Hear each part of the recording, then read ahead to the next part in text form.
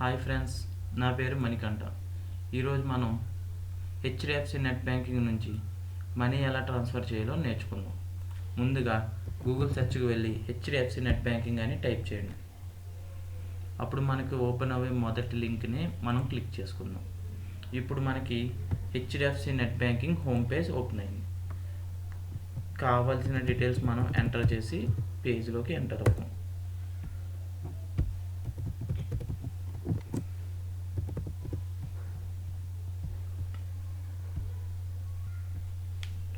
మనం ఎవరికైతే money transfer చేయాలనుకుంటున్నామో ముందుగా వాళ్ళని మన బ్యాంకులోకి అకౌంట్లోకి బెనిఫిషియరీ అకౌంట్ కింద వాళ్ళని యాడ్ చేసుకోవాలి.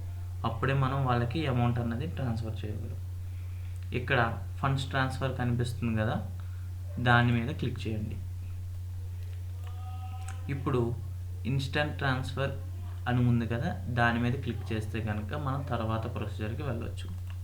గోని క్లిక్ చేసిన తర్వాత ఇప్పుడు కిందకు వచ్చినట్లయితే ఇక్కడ యాడ్ ఏ బెనిఫిషరీ కనిపిస్తుంది కదా, బాగా చూడండి, దానిని క్లిక్ చేయండి. ఇప్పుడు మనకి 3 రకాల బాక్సెస్ కనిపిస్తున్నాయి. 1 transfer with in the bank, 2 transfer to other bank, 3 transfer to ECMS account. ఈ మూడో దాంతో మనకి పెద్దగా పని లేదు. మొదటిది transfer with in the bank అంటే అవతల వాళ్ళ అకౌంట్ కూడా హెచ్డిఎఫ్సి అయితే కనుక మనం ఇందులో యాడ్ చేసుకుంటాం. Or transfer to other bank. Transfer to other bank అంటే అవతల వాళ్ళది వేరే other bank accounts, SBI, ICICI bank, Andhra bank అలా ఉంది. ముందుగా మనం అదర్ బ్యాంక్స్ని ఎలా యాడ్ చేసుకోవాలో చూసుకుందాం. ఫస్ట్ గో మీద క్లిక్ చేయండి. ఇక్కడ తగిన డీటెయిల్స్ మనం ఎంటర్ చేయాలి. మొదట బెనిఫిషరీ అకౌంట్ నెంబర్, మీరు ఎవరినైతే యాడ్ చేసుకుందాం అనుకుంటున్నారో వారి యొక్క అకౌంట్ నెంబర్ ఇక్కడ ఎంటర్ చేయండి.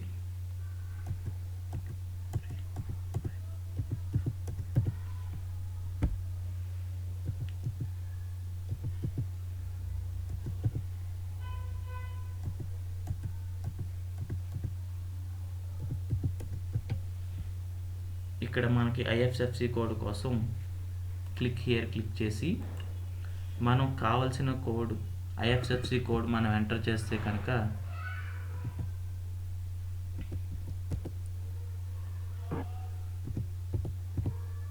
ఎంటర్ చేసి ఇక్కడ సెర్చ్ నొక్కినట్లయితే మనకి ఇలా ఐఎఫ్ఎస్సి కోడ్ అనేది వస్తుంది.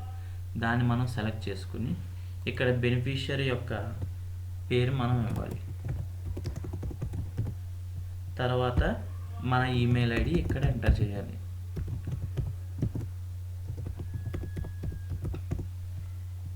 తర్వాత యాడ్ మీద క్లిక్ చేయండి. మళ్ళీ మనకు అదే బాక్స్ ఓపెన్ వస్తుంది. మనం డీటెయిల్స్ కరెక్ట్గా ఇచ్చుకున్నాం లేదో ఒకసారి చెక్ చేసుకోండి. Account number, IFSC code, name and email ID. మీరు కన్ఫర్మ్ క్లిక్ చేసిన తర్వాత మన బ్యాంక్ అకౌంట్కి లింక్ అయిన ఫోన్కి ఒక 1 టైం పాస్వర్డ్ అనేది వస్తుంది. మీరు అది సెలెక్ట్ చేసుకుని కంటిన్యూ ప్రెస్ చేస్తే మనకి పాస్వర్డ్ అన్నది వస్తుంది.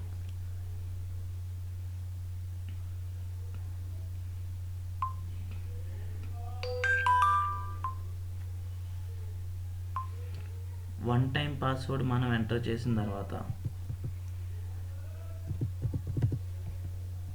కంటిన్యూ నొక్కితే ఇక్కడ యాడ్ ఏ బెనిఫిషరీ అన్నది మనకి వస్తుంది. మనం ఒకసారి బెనిఫిషరీ అకౌంట్ యాడ్ చేసుకున్న తర్వాత హాఫ్ అన్ అవర్ అంటే 30 మినిట్స్ తర్వాత మనం మనీ అన్నది ట్రాన్స్ఫర్ చేసుకోవచ్చు. ఇప్పుడు నేను ఆల్రెడీ యాడ్ చేసుకున్న అకౌంట్కి మనీ ఎలా ట్రాన్స్ఫర్ పెట్టాలో చూపిస్తాను, చూడండి. వెనక్కి రండి, ఫండ్స్ ట్రాన్స్ఫర్లోకి వెళ్ళండి, జాగ్రత్తగా గమనించండి. ఇక్కడ మనం తెలుసుకోవాల్సింది ఏంటంటే ఇన్స్టంట్ ట్రాన్స్ఫర్ అంటే కనుక 365 రోజులు ఎప్పుడు ఏ టైంకైనా మనం డబ్బులు ట్రాన్స్ఫర్ చేసుకోవచ్చు.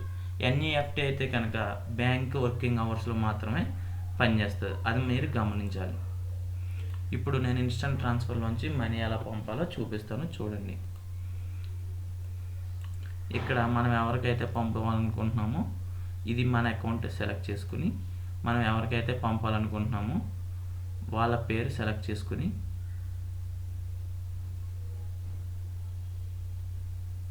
మనకు ఎంత అయితే పంపాలనుకుంటున్నామో అంత ఎంటర్ చేసి ఇక్కడ రిమార్క్స్ మీరు దేనికోసం అయితే పంపుతున్నారో అది రాసి ఇక్కడ accepted reads and terms and conditions అని చేసి కంటిన్యూ చేసినట్లయితే మళ్ళీ మనం డీటెయిల్స్ అన్నీ చూసుకున్న తర్వాత కన్ఫర్మ్ చేసుకున్నాక ఇక్కడ ఓటీపీ కోసం మెయిలా లేకపోతే ఫోన్ నెంబర్ అని అడుగుతుంది.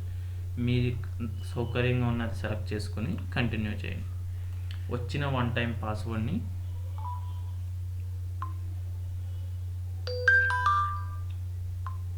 మీరు యాడ్ చేసినట్లయితే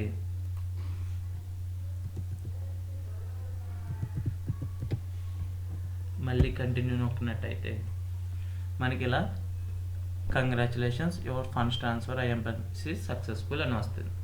ఇలా మనం ఇదే ప్రొసీజర్ని మనం ఎన్ఈఎఫ్టీ కూడా ఫాలో అవుతాం.